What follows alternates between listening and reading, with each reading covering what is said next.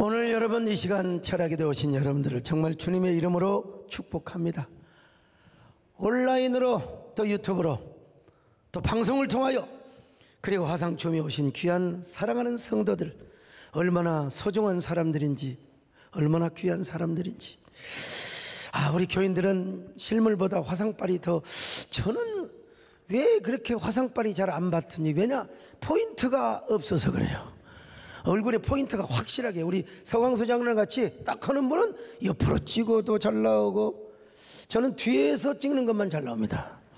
어쨌든 그런데 오늘 우리 동탄 지성전 또 구국기도원 모든 분들 주님이 함께 하시기를 간절히 바랍니다. 오늘 또 주님을 사모하시면 마음속으로 아멘합니다. 내 진정 사모하는 친구가 되신 그 주 예수님은 아름다워. 같이 불러요. 산 밑에 백합하여 빛나는 새 주님 영원하게 아주 내 맘이 아플 적에 그 위로 되시며 나 외로울 때 좋은 친구 할렐루야. 주는 저 산 밑에 백합 빛나는 새 이 땅 위에 비길 것이 없도다. 여러분, 성경에서 예수님의 모형, 어떤 의미에서 예수님을 가장 많이 닮은 사람이 누구냐? 이삭이라고 그랬잖아요. 이삭이요. 우리 어릴 때 무슨 책을 읽어요? 영웅전만 읽었잖아요. 영웅전에 보면은 뭐 아사왕 이야기도 있고 영웅. 근데 그 영웅전을 보면 전쟁을 몇 번 해서 얼마를 이기고 성을 얼마나 쌓고 진시황처럼 만리장 성을 쌓고, 이게 영웅이죠. 인간적으로 볼 때 영웅이요. 근데 이삭은 어느 누구와도 한 번도 싸운 적이 없어. 단 보면 우리 권영환 장로님 어때요? 부부싸움 해보셨습니까? 해보셨어요? 저런 분도 있는가 하면 욱 하는 사람이 있습니다. 욱 하는 사람. 김영산 장로님도 안 하시다가 안 내다가 지난번에 구미동에서 봤어요. 그냥 욱. 이삭은 그런 거 없어요. 참, 이삭은 전쟁을 해본 적도 없고 성을 하나 써본 적도 없고, 우물 팠는데 또 블레셋 놈들이 와서 달라니까 또 주워버리니 이런 아이고 세상에. 아니 어떻게 아브람처럼 똑같이 왜 그 아버지를 닮아가지고 또 블레셋에 가서 아비멜렉 왕이 마누라 이쁘다고 하니까 그냥 자기 또 죽을까 싶어가지고 그냥 아유 내 마누라라 아니고 내 우리 누이 동생이라고. 정말 이런 거 보면 정말 세상적으로 볼 때는 무슨 대단한 연구 가치가 있는 것도 아닙니다. 그러나 그가 그리스도 안에서 가장 축복된 일이 있다면 바로 뭐냐? 하나님의 약속의 자녀로 태어났다는 사실입니다. 예수 그리스도가 이 땅에 오시는데 그 길을 준비하기 위하여 예수님의 족보를 이루었고요. 그리고 예수님이 오시는 그 길을 열었단 말입니다. 예수님을 가장 많이 닮았고 예수 그리스도를 미리 모형적으로 예표적으로 존재하였다는 거예요. 자, 그런 의미에서 우리는 이삭을 통하여 배워야 할 교훈과 그리고 인격을 통해서 받을 여러 가지 의미와 그리고 가르침이 있어요. 특별히 우리가 이 시간 다시 짚고 넘어갈 것은 바로 오늘 우리도 이삭처럼 약속의 자녀로 태어났다는 점입니다. 여러분, 이 약속이라는 말이 얼마나 중요하냐? 이미 돌아가셨습니다마는 고 김중원 목사님은 이렇게 약속을 설명을 합니다. 어떤 도시 남자가 어떻게 해서 어떻게 무인도를 갔어요. 이야기니까요. 무인도에 가니까 또 아가씨가 살고 있는데 완전히 천연기념물이요. 이야기입니다 여러분. 예. 무인도에서 혼자 사는 아가씨와 이제 사랑을 속삭였습니다. 그런데 무인도의 아가씨는 사람은 사람인데 전혀 사람을 만나본 적이 없어서 어떤 말에 대한 개념이 없어요. 그래서 이 남자가 이 여자에게 약속이라는 개념을 가르쳐주기 위해서 매일매일 이 여자를 훈련시킵니다. 오징어 게임도 가르쳐주고, 옛날에 여러분 오징어 게임 그 있잖아요. 세모떼기 해갖고 딱해서 그냥 그 우리 어렸을 때 했잖아요. 여자와 달리기 경주도 하고, 자기가 이길 수 있는데 일부러 져줘. 그리고 지는 사람은 뺨을 3대 맞는 거예요. 그래서 맨날 그 여자에게 뺨을 맞는 겁니다. 귀샤대기를 때려라. 그러면서 약속이라고 하는 개념을 심어주는 거예요. 이 여자는 단 한 번도 약속이라는 말이 뭔 말인지도 몰랐어요. 이 무인도에 아가씨는 이런 식으로 해서 약속이라는 것을 배워가게 됩니다. 아, 약속은 꼭 지켜야 되는구나. 그리고 나중에 무인도에 배가 왔습니다. 이 남자가 가면서 내가 반드시 너에게 찾아올게. 내가 다음에 와서, 내가 아직은 준비가 안 됐으니까 거처도 마련하고, 그래 너를 꼭 신부로 데려갈게. 자, 이 여자는 기다립니다. 그 남자보다 더 잘생기고 훨씬 멋진 남자들이 와서 구애를 합니다. 그러나 이 여자는 워낙 청순하고 천연 기념물과 같은 존재이기 때문에 전혀 다른 남자들의 구애를 거절합니다. 왜냐하면 이 여자는 약속의 개념을 알았기 때문이죠. 약속대로 나중에 남자가 찾아왔습니다. 그리고 그 처녀를 신부로 데려가서 아주 행복하게, 한 번도 싸우지 않고 아주 스위트하게 살았다는 이야기입니다. 재미없으세요? 나 이런 거 옛날 들으면 그냥 솔깃했는데 마찬가지로 여러분, 하나님도 이스라엘 백성들에게 약속이라고 하는 개념을 가르칩니다. 특별히 하나님께서 먼저 아브라함에게 약속이라는 개념 훈련을 시키는 것입니다. 하나님은 언약의 하나님, 약속의 하나님인데 아브라함의 머릿속에 아직 이 베리트, 이 약속이라고 하는 게 아직 개념이 정리가 되지 않는 거예요. 도시의 남자가 무인도 처녀에게 먼저 약속의 개념을 가르쳤던 것처럼 우리 하나님께서도 먼저 아브라함에게 약속이라는 개념을 가르쳤습니다. 어떻게요? 자식을 주겠다고, 내가 언약의 씨, 약속의 자녀를 주겠다고 분명히 언약을 하였습니다. 그런데 만일 자녀를 낳을 만한 환경에서 약속을 주시면 약속의 효력이, 그게 다 필요가 없을 수가 있습니다. 처음에는 하나님의 은혜로 약속의 자녀를 얻었다고 생각할지 모르지만 믿음이 떨어지고 나면 남들도 다 자녀 낳는데 나만 낳았어? 다 남들도 다 낳는데 이게 대단하다고? 하나님의 약속을 못 믿을 수가 있어. 그래서 우리 하나님은 아브라함에게 도저히 불가능한, 그야말로 자식을 도저히 낳을 수 없는 불가능한 상황으로 하나님이 밀어넣습니다. 그래서 이삭을 뭐라고 하느냐? 약속의 자녀라고 하는 거예요. 오늘 우리에게도 약속이 얼마나 중요한지 모릅니다. 여러분, 언약 신학에 대해서 좀 훈련받은 사람들도, 이 개념이 있는 사람들은 반드시 여러분요 고난을 경험합니다. 우리 하나님께서 불가능한 상황으로 계속해서 밀어넣는 것입니다. 그런데 그 불가능한 상황 속에서 하나님께서는요 약속을 이루어 주신 것입니다.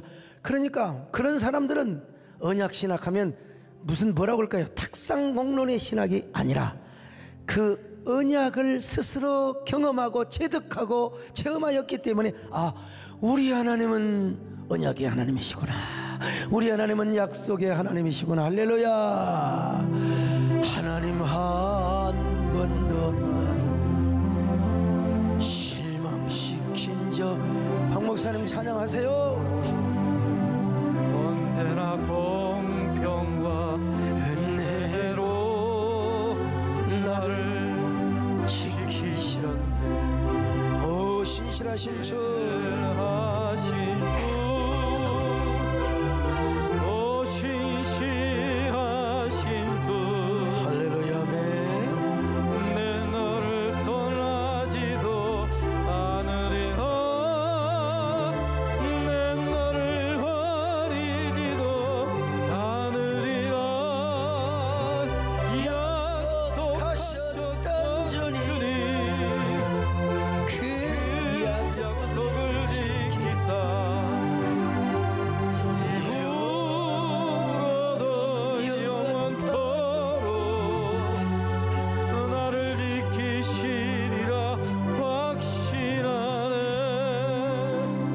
여러분 가운데 이런 그 경험을 해보셨는지 모르겠어요.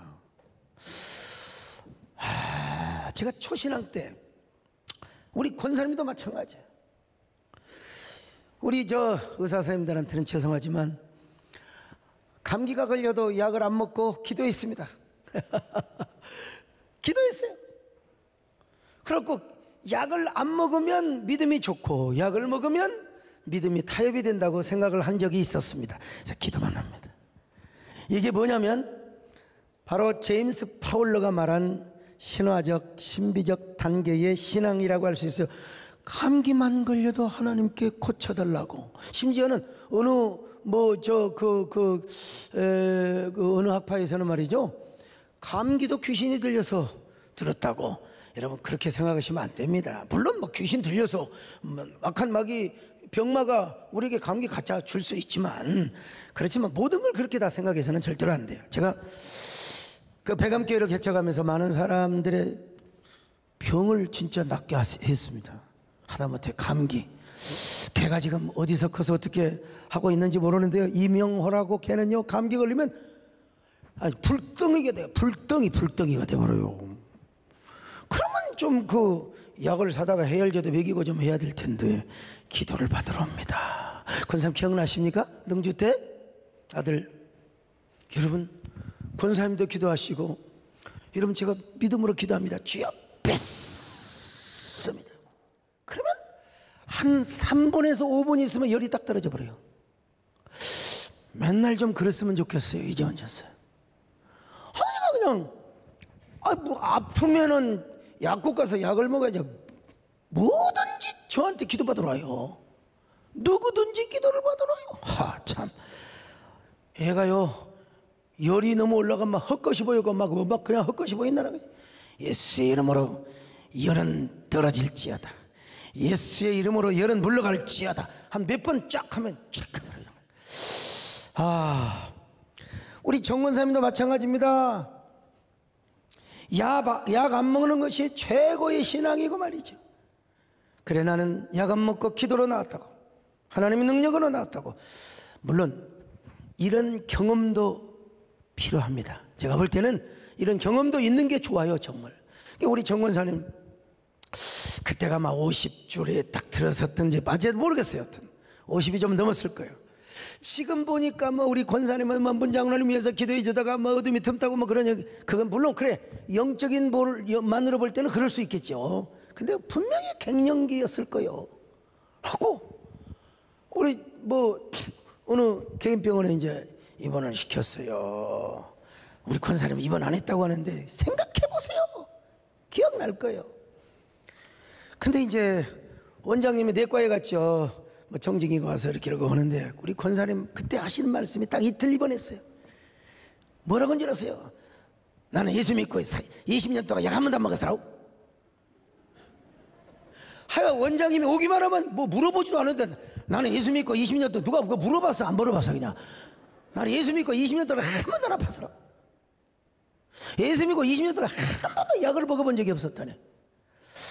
그래 내가 의사 선생님한테 미안해서 그냥 왜 저렇게 저런 말을 할 필요가.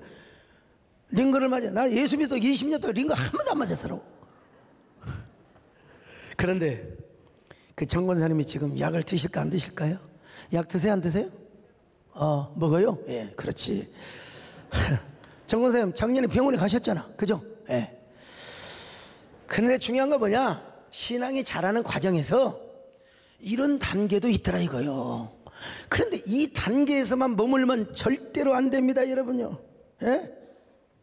이 단계에서만 머물면은요, 내가 지금 약을 먹어야 될까 말아야 될까, 또 하나님 은혜로 하나님이 나에게 은혜를 주셔서 감기도 뭐든 뭣도 다 나섰는데, 내가 약을 먹어서 또 상관이야. 요 갈등을 할 수밖에 없어요, 여러분요. 예? 그래서 우리가 정말 중요한 게 뭐냐? 하나님의 언약입니다. 언약을 알면 그 언약 안에서 약을 먹었든지 약을 안 먹었든지 기도를 했든지 기도를 심지 않아서 내가 고침을 받아도 이 모든 게 뭐냐? 하나님의 은혜라는 거예요. 언젠가도 내가 말씀드렸어요. 내가 이 방송이 쭉 나가고 보니까 지방 이야기하면 또 어디 누구라 어느 지방에 목사님, 나하고 여러분 박사과정을 같이 했어요. 근데 이분은 당뇨가 있어도 약을 안 드십니다. 췌장이 여기 있다고 기도하는 거예요. 계속 기도하는 거예요. 감기 걸려도 약 안 먹어요. 무좀이 걸려도 손가락에다 안수를 하면서 예수 이름으로 무좀막이 물러가라. 정말 순수하신 분이죠. 정말 정권사님보다 더 순수해. 나는 예수 믿고 50년 동안, 예수 믿고 30년 동안 약 한 번도 안 먹은 사람하고 똑같아. 감격도 안 먹어. 아우, 당을 재는데 당이 그냥 뭐 300, 400이 나와도 계속 기도하는 거야. 그리고 돌아가셨습니다. 그렇게 예배당 잘 지어놓고 8, 90살까지도 관리하면 살 수 있었을 텐데 참 목약 박사 받고 난 한 3년, 4년 후에 돌아가셨어요. 참 아까운 나이. 예배당도 그렇게 잘 지어놓고 교인들이 왜 이렇게 야속한지. 아프면 목사님에게 와서 기도받고 이런 사람들이 목사님 돌아가시니까 사모님을 너무나 섭섭하게 해가지고 그냥 쫓아낸 거예요. 내가 그게 집회를 갔습니다. 한참 집회 많이 달 때죠. 사모님 어떻게 연락을 해서 오라고 했어요. 장로님들 나오라고 해가지고. 여러분, 그러면 복 못 받습니다. 복 받으려면 그러면 안 됩니다. 사모님이 그냥 제 앞에서 막 엉엉엉엉 울면서 그 돌아가신 목사님을 원망하는 거예요. 그 약을 먹어야지 말이야. 약을 안 먹고 말이죠. 어디 해외 집회도 갔습니다. 그때는 우리 집사람도 따라갔는데 그 목사님의 개척에서 세상에 어마어마하게, 하마터면 우리 교회 부목사님이 거기 갈 뻔도 했는데, 그런데 사모님을 너무 홀대를 하는 거예요. 그래서 거기 재정장로님, 실세 장로님한테 제가, 장로님 그러지 마십시오. 후하게 해드려야 하나님이 복을 주십니다. 그냥 저한테 그냥 흉을 보고 쭉 하시는데, 여러분, 그래서 미안하지만 제가 너무 일찍 죽지 않으려고 제가 요즘 좀 생각을 좀 바뀌었습니다. 저희 집사람뿐만 아니라 우리 아들도 어느 정도는 성공하는 모습을 제가 후견인이 되어줘야 되지 않겠습니까? 우리 아들이 불러는 아닙니다. 그러니까 신학교 가지 말라고 하는 거예요. 근데 지난 주에 제가 수요일 날 얘기했던 거 오징어 게임? 예. 여러분, 참 좋은 세상입니다. 그거 다 안 받아요. 성광회 목사님 쫙 요약해 주죠. 우리 아들은 또 반기독교적인 그런 관점에서 또 우리 아들은 우리 아들대로 정리를 잘해 주더라고요. 그리고 부분 착착착착 보면서, 여러분, 원래요, 남대문을 안 가야 남대문에 대해서 더 설명을 잘하는 겁니다, 여러분. 예? 안 가본 놈이 오히려. 그래서 이번에 주보에 글도 그거 썼고 설교에도 그 얘기를 쭉 합니다, 여러분. 나는 우리 아들한테 너무 고마운 게 이 자식이 그냥 당장 그날 저녁에 글을 요약해가지고 저한테 보내준 거예요. 여러분도 건강하시기를 축원합니다. 할렐루야. 육신도 건강하시기를 축원합니다. 진짜 여러분, 우리 모두 다 건강하시기를, 영혼과 육체가 건강하시기를 축원합니다. 할렐루야. 주여 나의 병든 몸을 지금 고쳐주소서. 모든 병을 고쳐주마. 주 약속하셨네. 내가 지금 굳게 믿고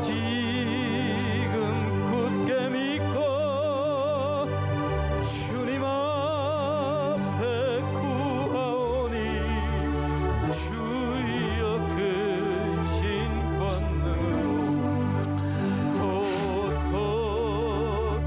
고쳐주소서. 우리가 초신앙 때부터 뭘 경험해야 되느냐? 물론 인격적인 하나님을 만나는 것도 중요해요. 근데 우리 하나님 능력이 하나님이다. 진짜 우리 하나님은 살아계신 하나님이다. 전능하신 하나님이다. 요걸 경험해야 돼. 일단 요걸요. 그리고 나서 그대로 머물러 있으면 안 돼. 이제 바로 우리 하나님은 어떤 하나님이냐? 언약의 하나님이시다. 정말로 인격의 하나님이시고 신실하신 하나님이시다. 요걸 이제 경험하게 하는 거예요. 아브라함도 마찬가지입니다. 아브라함도 나중에 딴소리 할까봐 하나님께서 아예 입을 싹 다물게 만들어 버렸어요. 도저히 자식을 낳을 수 없는 환경, 상황으로 그냥 밀어넣어 버렸어. 분명히 아들을 주신다고 해놓고 꼬부랑 할망구가 되어버렸어. 꼬부랑 할아버지가 되어버리고 말아서 이런 사람이 어떻게 애를 낳아요? 어떻게 낳냔 말입니다, 여러분. 그래서 아브라함이 하나님께 묻습니다. 하나님, 난 도저히 이제 자녀를 주신다고 약속을 하셨는데 하나님 주시지 않으니까 저는 제 몸종, 저 다메섹의 엘리에섹을 제가 저의 상속자로 삼겠습니다. 그러니까 이게 얼마나 아름다운 마음입니까? 하나님은 분명히 상속자를 준다고 했어요. 약속을 했어요. 근데 하나님이 안 주셔. 그러니까 아브라함의 선한 마음에 제가 하나님의 약속을 도와드리겠습니다 하고 엘리에섹을 뭐라 그래요? 후사로 삼겠다는 것입니다. 이게 창세기 15장 1절로 3절인데 자 한번 읽어봅니다. 시작. 이후에 여호와의 말씀이 환상 중에 아브라함에게 임하여 이르시되 아브라함아 두려워하지 말라. 나는 내 방패요 너의 지극히 큰 상급이니라. 아브라함이 이르되 주 여호와여 무엇을 내게 주시려 하나이까? 나는 자식이 없사오니 나의 상속자는 이 다메섹 사람 엘리에셀이니이다. 아브라함이 또 이르되 주께서 내게 씨를 주지 아니하셨으니 내 집에서 길린 자가 내 상속자가 될 것이니. 이거 우리 하나님께서 노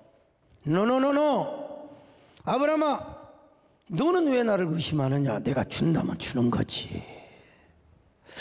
네 몸을 통해서 네 몸의 씨를 통해서 내가 반드시 약속의 자녀를 줄 거야. 그가 진정한 약속의 자녀여 상속자가 될 거야. 아브라함아 저 하늘 봐봐. 얼마나 별들이 많아. 바로 내 씨를 통하여 하늘의 저 별처럼 너의 후손들이 번성하게 될 거야. 아브라함아 땅에 티끌이 얼마나 많냐? 내 씨를 통하여 너의 후손들이 이렇게 많아질 거야. 믿어라. 아브라함은 단순해요. 믿었어요. 감동받았어요. 은혜받았어요.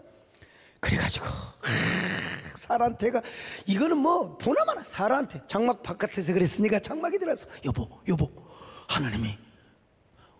하나님이 우리한테 아들 주신대.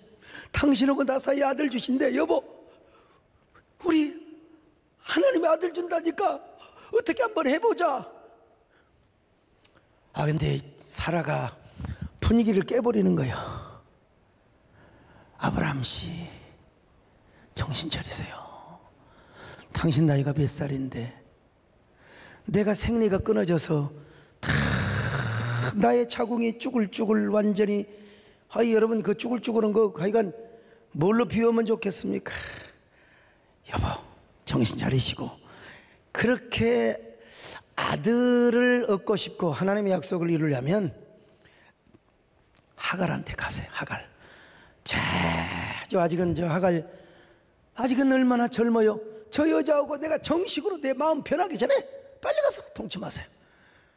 여러분 이 사라가 얼마나 마음이 좋은 사람입니까? 여러분 질투가 어때요? 남자가 많아요? 여자가 많아요? 김기숙 집사님 질투를 남자가 많이 하냐고 여자가 많이 하냐고. 여자가 많지. 근데 여자가 아무리 늙었어도 하갈이라고 하는 여자를 줄 테니까 어서 동침을 해서 아들을 낳으라고 하는 것입니다. 그러니까 여러분 이 사라가요 얼마나 마음이 좋은 여자입니까? 여러분 같으면 하겠어요? 연선님께서 하시겠어요? 참 사라는요 참 인간적으로 대단합니다. 근데요 사라의 마음씨가 곱긴 하지만 그렇게 해서 하나님의 약속이 이루어지느냐? No. 물론 물론 사라와 아브라함은 하나님의 언약을 도와준답시고, 참, 하나님의 약속을 도와준답시고 인간이 노력하는 거예요, 노력. 그래갖고 하나님의 약속을 사람이 하려는 해야 되지 않느냐. 우리가 최선을 다해야 된다. 최선을 다할 수 있는 건 하는 거지만 최선을 다하는 것이 오히려 악수가 되는 경우가 있습니다, 여러분요. 하나님의 약속이 이루어지지 않으면 하나님 망신, 우리 망신, 개망신이라고, 갑오식기 망신이라고 하나님을 도운답시고. 근데 여러분, 이스마엘을 낳았을 때 뭐라고 그랬어요? 하나님이 고개를 흔들었다고 했잖아요.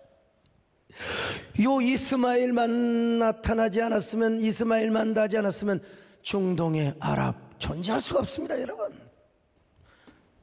지금 뭡니까? 팔레스타인 이 전쟁, 이스라엘과 할 필요도 없는 겁니다, 지금 사실은.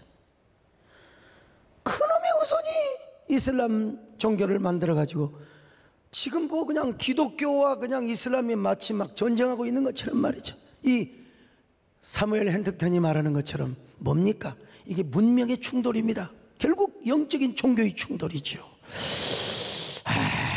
참, 창세기 17장 1절로 8절의 말씀을 읽어야 되는데 길어서 그래도 한번 읽어볼까요? 자, 같이 읽습니다. 시작. 아브라함이 99세 때에 여호와께서 아브라함에게 나타나서 그에게 이르시되 나는 전능한 하나님이라 너는 내 앞에서 행하여 완전하라. 자, 이 정도 해도 돼요. 이제 나는 전능한 여호와 하나님이다.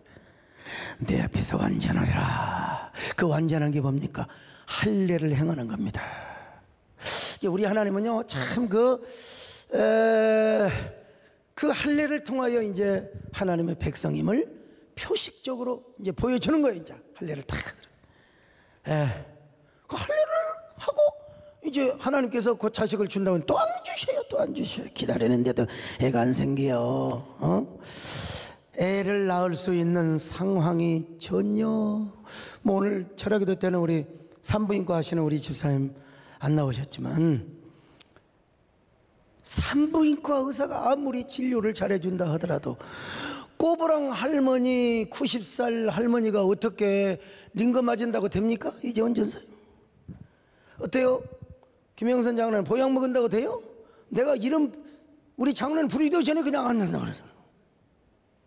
야, 참, 그냥 완전히 불가능의 상황으로 하나님이 몰아놔버려요. 남성 호르몬을 맞고 여성 호르몬을 맞는다고 막. 이게 되는 게 아닙니다, 여러분. 참, 그때 주사가 있다 하더라도, 아니 지금 우리 정권사님한테 막 그 여성 호르몬을 그냥 그렇다고 금방 생리가 터지냐? 언젠가 이런 부부가 보고가 되었습니다, 여러분. 생명나무를 선택하고 막 그냥 예수 그리스도의 보혈의 능력을 막 선택하고 막 영혼도 젊어지고 우리가 소녀의 영이 임하고 소년의 영이 임한다고 막 제가 뻥을 쳤죠. 이 우리 정권사님이 아니라 70 넘은 권사님이 생리가 터졌다고 저한테 보고가 들었어요. 근데 나중에 뒤에 뭐라고 하느냐? 뻥이야. 여러분, 우리 하나님은 아브라함에게 말씀하셨습니다. 아브라함아. 참.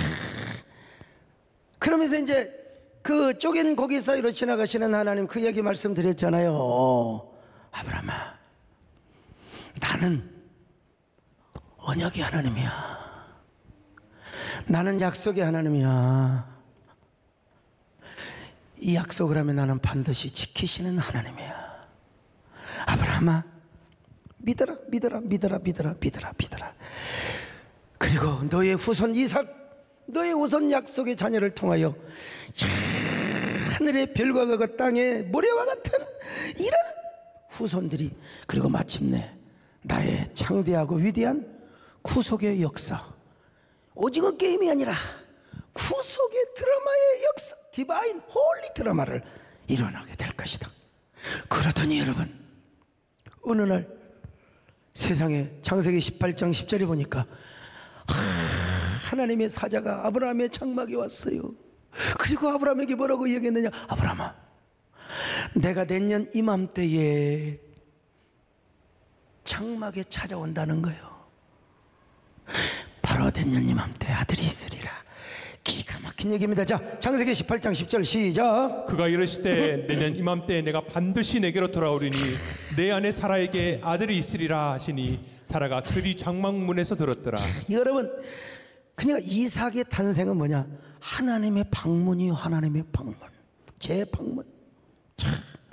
아니 분명히 의학적으로는 아브라함의 정자와 또 사라의 난자가 만나서 자녀가 태어난 건 사실이지만, 그러나 영적으로는 이건 하나님의 기적의 방문이라는 거예요. 하나님의 은혜와 역사, 기적에 의해서만 이삭이 탄생할 수 있다는 것입니다. 어찌 보면 이삭의 임신과 이삭의 탄생은 앞으로 동정녀를 통하여 이 땅에 오실 예수 그리스도의 탄생에 대한 하나의 모형이요, 예표라고 할 수 있어요. 이 성경 구절이 얼마나 멋있어요. 창세기 18장 10절 다시 또박또박 한번 읽어봅시다. 시작. 그가 이르시되 내년 이맘때 내가 반드시 내게로 돌아오리니 내 안에 사라에게 아들이 있으리라 하시니 사라가 그 뒤 장막문에서 들었더라. 그래서 저 신학교 다닐 때요, 저의 은사이신 서철원 박사님 이 사건을 아브라함의 장막에 임한 크리스마스라고. 예? 어떤 사람은 논리의 비약이라고 할지 모르겠지만 천만의 이삭을 통하여, 이삭 탄생을 통하여 예수 그리스도의 탄생을 미리서 보여준 사건입니다. 예수 그리스도의 탄생에 대한 모형적 사건이에요. 그러니까 아브라함은 신약 백성들이 성탄절을 맞이하는 그 기쁨보다 더 큰 기쁨과 감격을 미리서 누렸던 거예요. 그래서 아브라함은요, 요한복음에 보면은 아브라함은 나의 때를 미리서 바라보고 즐거워하였느니라 그랬어요. 여러분, 이삭 탄생이야말로 저 높고 높은 별을 넘어 이 낮고 낮은 땅에 하나님이 찾아오신 사건의 모형이라 이 말이죠.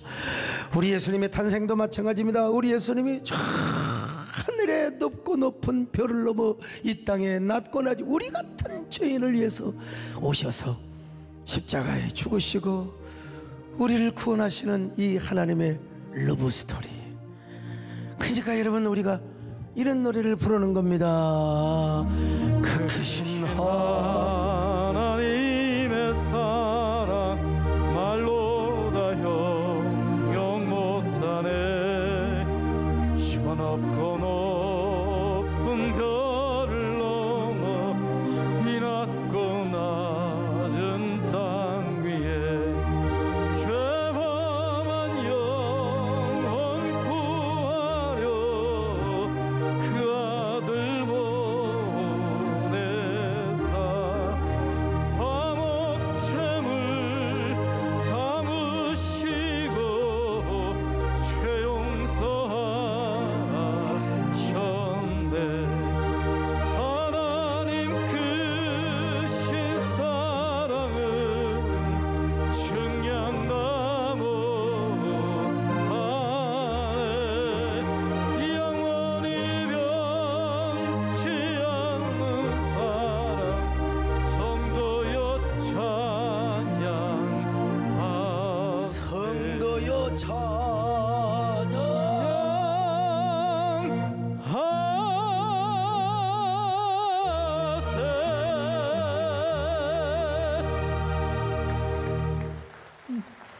오늘 밤 부대는 박주옥의 부대입니다. 자, 그러므로 이삭과 이스마엘의 차이가 뭡니까? 다른 점이 뭡니까? 똑같은 아브라함의 씨로 말미암아 태어난 아들인데 이스마엘에게는 약속이 없어요. 이스마엘은 어찌 보면 더 용맹스럽고 남자답고 성을 쌓고, 이삭은 그런 것도 없어요. 순에 빠져가지고 참 얼마나 그냥 숫기도 없고 말이요. 그런데 이삭에게는 뭐가 있느냐면 하나님의 약속이요, 약속의 자녀란 말입니다. 할렐루야, 약속의 자녀. 오늘 우리도 마찬가지입니다. 가만히 봐도요, 우리보다 똑똑하고 영리한 사람 얼마나, 우리보다 훨씬 다 똑똑하고 아이고 능력 있고 말 잘하는 사람이 얼마나 많은지요. 나보다 말 잘하고 나보다 인물 잘생기고 키도 크고 목소리 좋고 세상에 예수 안 믿는 사람들 가운데 똑똑한 사람이 얼마나 많은지 몰라. 하나님이 그런 사람을 불러다가 주의 종으로 삼고. 여러분 저를 보세요. 저기 오늘 또 어떤 그 스님하고 통화를 했는데 그분 잘생겨 진짜. 하나님이 그런 사람을 불러다가 쫙 머리 올려가지고 키도 크고 말이죠. 그렇게 말 잘하는 사람 여러분 있잖아요. 요즘 활동은 안 하지만 어떤 스님 계시고 법륜 스님 같은 경우야 뭐 이렇게 말을 잘하고 박시간지 몰라 그냥. 그분이 제 페북의 친구라는 사실을 아시. 근데 여러분 그런 분을 불러다가 목사로 삼으시고 그냥 하나님이 저 버려가지고 내가 뭐 그냥 나는 산을 좋아하니까 산에서 마반야 바람일다 내 그랬으면 하나님이 더 유익일 것 같지만 하나님께서 이 쪼다 같은 놈을 하나님이 불러가지고 얼마나 요즘 유튜브 보세요. 말 잘하는 사람 진짜 많습니다. 근데 왜 하필이면 나 같은 쪼다를 불러다가 하나님께서 이 시대에 당신의 능력을 제 손에다 주어서 일을 하게 하신단 말인가. 여러분 이 세상에 우리 여자 성도들이요 얼마나 미인들이 많이 있고 얼마나 요즘은 뭐 다방에 갈 일도 없지만 우리보다도 다 잘생기고 미모 출중하고 능력 있는 사람 얼마나 많은지 몰라. 그런데 그런 사람 부르지 않고 우리 교인들 보면 부자도 하나도 없어. 부자도 하나도 없어요. 제발 좀 복 좀 많이 받으셔서. 옛날에 진짜 들은 얘기입니다. 7, 80년대 어느 고 회장님께서 사우나를 가세요. 사우나. 내가 이 때미는 분한테 직접 들었어요. 그 이제 사우나를 가도 비서가 항상 따라다녀. 사우나를 가도 항상 비서를 따라다녀. 옛날에 한번 진짜 거의 저는 같이 다니거든요. 예. 저 사우나 가도 뭐 항상 강인철하고 성정호는 항상 같이. 그런데 어떻게 혼자 갈 때가 있었어요. 어느 호텔에 사우나를 혼자 갈 때가 있었는데 좀 가만히 모른 채 있어야지요. 서광석 목사님 안녕하십니까? 그래. 진짜. 그게 봤더니 어디서 많이 본 사람이요? 봤더니 가수 서유석. 가는 세월 그 누구가 막을 수가 있나. 그러면서 와가지고 말이야. 그냥 좋게 좀 천천히 말하지 마. 목사님 하니까 전부 저만 보잖아. 그래서 빨리 옷 입고 나와버렸어 그냥. 근데요 사우나를 가서 그분에게 누구든지 인사만 해도 비서가 따라다니면서 10만 원짜리 수표를 줬대요. 70년 80년. 그때 10만 원짜리 수표면 지금 100만 원도 넘을 겁니다. 그죠? 아마. 그리고 그 회장님이라고 왕 회장님이라고 아무튼 그분에게 45도 각도로 탁 회장님 오셨습니까? 그러면 비서가 수표를 2장을 줬다는 거야. 그 얘기를 듣고 하나님 저런 사람을 우리 교회 장로로 만들어줘야지. 저렇게 돈도 없는 사람들 데리고 내가 어떻게 목회를 합니까? 라고 생각을 해봤다 이 말이에요 여러분. 근데 그렇게 그분에게 돈이 많았어도 천국 예술비디오 천국 가지요. 그분에게는 약속이 없었어요. 자 이해되시면 아멘 합니다 여러분요. 우리 김진애 장로님 삼성이 아닙니다.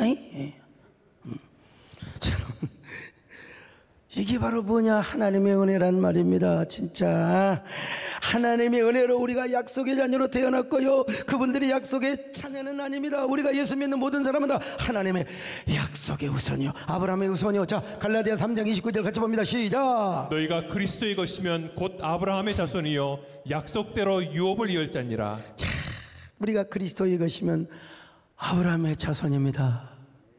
그리고 우리가 약속의 유업을 이을 사람이란 말입니다. 우리가 하나님의 약속의 자녀로 태어났다. 이것이 얼마나 큰 축복입니까? 그러니 하나님의 약속은 저와 여러분을 통해서 이루어질 것입니다. 여러분 하나님께서 올해 저에게 주신 약속의 말씀, 자 한번 볼까요? 레위기 26장 6절로 7절입니다. 시작. 내가 그 땅에 평화를 줄 것인즉 너희가 누울 때에 너희를 더럽게 할 자가 없을 것이며 내가 사나운 짐승을 그 땅에서 제할 것이요 칼이 너희의 땅에 두루 행하지 아니할 것이며 너희의 원수들을 쫓으리니 그들이 너희 앞에서 칼에 엎드러질 것이라. 이걸 저는 한국교회 연합으로 제가 적용을 하죠. 지금 적용을 하고 있습니다. 힘들고 어려울 때 제가 이 말씀을 붙잡고 올해 안 되면 기초라도 이루어지겠죠. 올해 안 되면 내년이라도 되지 않겠습니까? 이건 우리 장로 회장님 다 하셔야 돼요. 다 어지간한 교회, 적은 교회 말고 어지간한 교회 총회장 끝나면 대구의 이승희 총회장님도요. 총회장 다 끝나니까 장로님들이 목사님 수고하셨다고 러시아에서부터 북유럽 쫙 같이 크루즈까지 같이 하셨대요. 내가 누구 들으라 소리는 아니지만 나는 가고 싶어도 코로나 때문에 갈 수도 없지만 갈 수 있다 하여도 제가 이제 한두 달 바짝 제가 집중을 해야 될 상황이기 때문에 심장이 쪼이고 가슴이 아파도 일을 해야 됩니다. 근데 여러분, 내가 뭐 직접적으로 말씀드리지 않아도 이 말씀이 어떤 말씀인가, 이 말씀을 붙잡으며 주님, 저 좀 제발 부탁합니다. 올 연말까지 한국교회 하나 만들고 내년 봄까지 이제 다 틀을 잡아놓고 제발 저도 누구 말 맞다나 단 몇 달이라도 그럴 수 있을지는 모르겠는데 단 몇 달이라도 좀 조용한 곳에서 사색도 하고 묵상도 하고 기도도 하고 책도 읽고 그런 세월을, 그런 시간을 좀 가져보고 싶습니다. 그런데 중요한 건 뭐냐? 오늘 우리에게 가장 중요한 굿뉴스가 뭐냐? 우리가 하나님의 약속의 자녀로 태어나고 부름받고 하나님의 약속 안에 살아가고 있다는 것입니다. 여러분, 약속의 자녀는 다른 게 아니에요. 중요한 게 없어요. 약속의 자녀는 하나님의 약속을 붙잡고 하나님의 언약의 틀 안에서 살아가는 거야. 약속 바깥에서는 움직여서는 안 됩니다. 스스로 세상 자녀가 되는 것입니다. 스스로 이스마엘이 되면 안 됩니다. 스스로 하갈과 동침을 해도 안 됩니다. 이건 영적인 얘기입니다만요. 정말 우리가요 하나님의 약속을 믿고 하나님의 약속의 자녀로 살아간다면 그 약속 안에서 우리의 삶이 진행이 돼야 됩니다. 약속된 말씀 안에 살 때 내 삶의 능력이 되고 축복이 되고 영광이 되는 것입니다. 이삭이 바로 이러한 삶을 살았다는 거예요. 설명이 길어졌지만 이거 내가 생각해 보니까 이 말씀을 내가 반드시 전해야 되겠다. 이삭은 여러분 대단한 성을 쌓고, 우리로 말하면 말이요 어마어마한 만석짜리 예배당을 짓고 그런 삶을 살아본 적이 없어요. 이삭은 전쟁을 일으켜서 누구하고 싸워서 이긴 사람도 아니에요. 이삭은 그냥 너무나 평범하고 너무나 순둥이고 용기도 없고 그런 사람인데도 불구하고 이삭은 하나님의 약속을 붙잡고 사는 사람이고 하나님의 약속 안에 살았던 사람입니다. 언제나 하나님의 약속의 말씀 안에서 살았던 사람이요. 자, 여러분, 그것이 바로 예수님의 인격과 삶의 모형이 되었다는 것입니다. 자, 근데 중요한 것은 이삭이 무슨 대단한 전쟁을 하고 성을 쌓고 대단한 영웅의 삶을 살지 않아서. 그런데 중요한 건 뭐냐? 이삭은 하는 일마다 형통했다는 사실입니다. 여러분, 하는 일마다 형통했어요. 전쟁을 해서 대단한 삶을 산 것도 아니고, 근데도 이삭은 삶이 너무나 순탄해요. 너무나 순탄해요. 대단한 영웅도 아니고 대단한 용사도 아니었어요. 그런데도 뭘 하든지 형통해. 뭘 하든지 형통합니다. 하나님의 약속 안에서 무슨 일을 만나든지 만사형통해 버렸어요.